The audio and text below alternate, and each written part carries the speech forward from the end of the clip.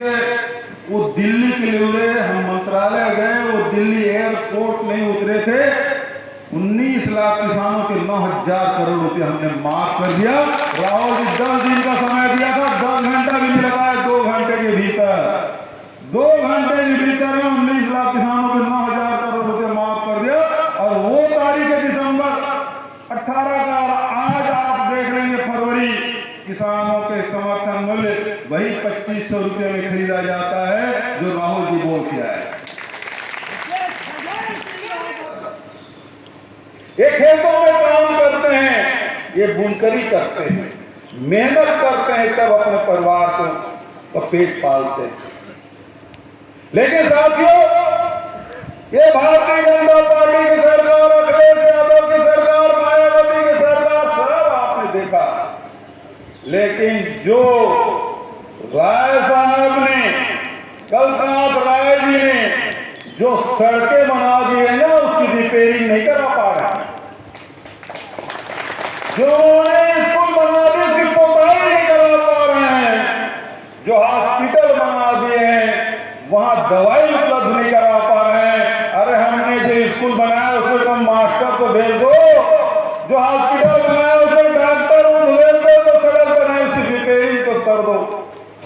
ये नहीं कर पाए और इसीलिए आज कल्पनाथ राय जी को याद हम करते हैं।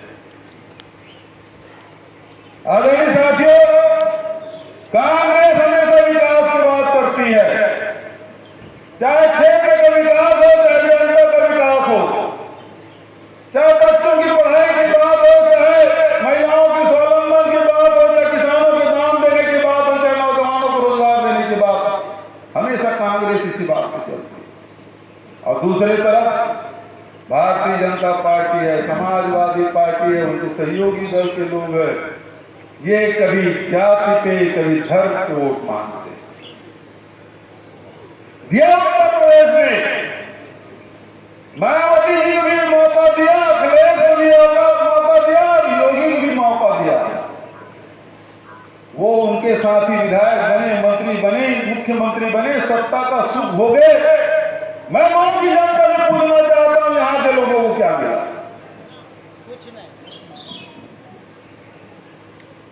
जाति के आधार पर वोट देके देख लिया, धर्म के आधार पर वोट देके देख लिया।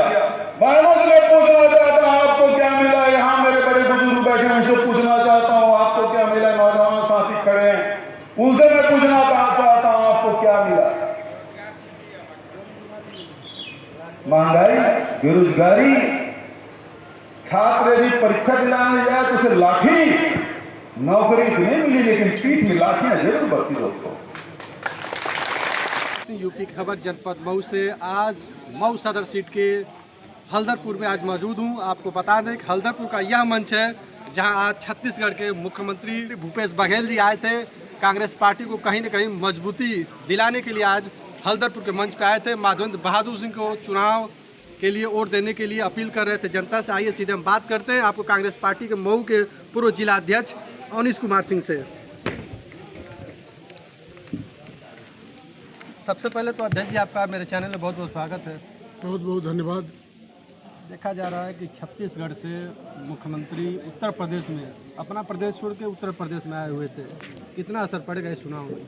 देखिए, छत्तीसगढ़ ऐसा राज्य है जहां 25 रुपया किलो गेहूं, 25 रुपया किलो धान और 400 रुपया किलो, 400 रुपये कुंटल गन्ना मिलता है।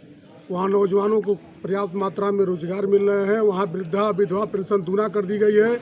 और कांग्रेस सरकार बनते ही छत्तीसगढ़ में मुख्यमंत्री जी ने बताया कि 10 घंटे के अंदर किसानों का 900 करोड़ रुपया तुरंत माफ कर दिया गया। तो उस मुख्यमंत्री को उत्तर प्रदेश में इसलिए बुलाया गया है कि यहाँ भी उपलब्धि बताएं कि बहन प्रियंका जी के नेतृत्व में जब उत्तर प्रदेश में कांग्रेस की सरकार बनेगी तो ये सारी उपलब्धियाँ उत्तर प्रदेश की जनता को कांग्रेस पार्टी देगी। इसीलिए हम लोग जो है भूपेश बघेल जी को उत्तर प्रदेश में लाए हैं। कहीं देखा जाता है कि जब चुनाव होता है तो पार्टी बहुत वादे करती है, लेकिन अपने वादे पे खड़े नहीं उतरते चुनाव खत्म होने के बाद। बात सही है, लेकिन कांग्रेस ने बिना वादा किए 2008 में 71,000 करोड़ रुपया कर्जा माफ किए, जिसमें देश के 24 करोड़ लोगों का कर्जा माफ हुआ। 2012 का चुनाव चल रहा था विधानसभा का, उस समय हमारी दिल्ली में सरकार थी। उत्तर प्रदेश में समाजवादी ये क्या कहते हैं बहुजन समाज पार्टी की सरकार उसके पहले थी, लेकिन कांग्रेस ने बिना घोषणा किए बुनकरों का 36 करोड़ रुपया कर्जा माफ किया, जिसमें ग्रामीण क्षेत्र के छोटे छोटे जो बुनकर थे उनका माफ हुआ। इस प्रकार कांग्रेस जो कहती है वो करती है। अब पहले बिना वादा किए आज तक कांग्रेस ने बहुत से ऐसे काम कहे जो करके दिखाए हैं। देखा जाए तो उत्तर प्रदेश में लगभग 35-36 साल पहले 35-36 साल हो चुका है यूपी में कांग्रेस की सरकार नहीं रही। पार्टी की क्या रणनीति इस बार यूपी में आने के लिए? इस बार हम इसी रणनीति पर आ रहे हैं कि समाजवादी पार्टी की सरकार, बहुजन समाज पार्टी की सरकार, भारतीय जनता पार्टी की सरकार उत्तर प्रदेश में क्रम से सत्ता में आ चुकी है और इन सभी सरकारों ने जनता के साथ धोखा दिया। रोजगार खत्म कर दिए, हमारी पुरानी पेंशन खत्म कर दिए, हमारे महिलाओं का अपमान हुआ, बुनकरों का अपमान हुआ, किसानों का अपमान हुआ। जो सिलेंडर कांग्रेस के ज़माने में 400 रुपये मिलता था आज 1000 रुपये मिल रहा है। कांग्रेस के ज़माने में जहां 65 रुपया पेट्रोल का दाम था आज 100 रुपये को पार कर गया। महंगाई आसमान छूती जा रही है। भाजपा सरकार ने जितना वादा किया कोई वादा उसने पूरा नहीं किया, लोगों को गुमराह किया, धोखा किया।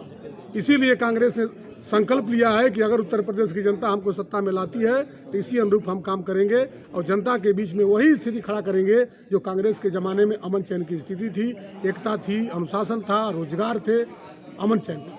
देखा जा रहा था कि हर बार मुख्तार अंसारी चुनाव सदर सीट से लड़ रहे थे। आखिरकार इस बार क्या इस बार रणनीति रहा कि अपने लड़के को चुनाव लड़ कितना असर पड़ेगा मऊ सदर सीट पे? देखिए, मुख्तार अंसारी जी एक माफिया हैं। जब हम लोग कहीं जाते हैं तो कहते हैं विधायक कौन है, तो माफिया है। कैसा माफिया? जिस पर हत्या करने और हत्या करने के प्रयास के मुकदमे दर्ज है। जनता ने बहुत लंबा समय तक इनको देखा, इन्होंने कुछ नहीं किया और सारे दलों ने नकार दिया इनको।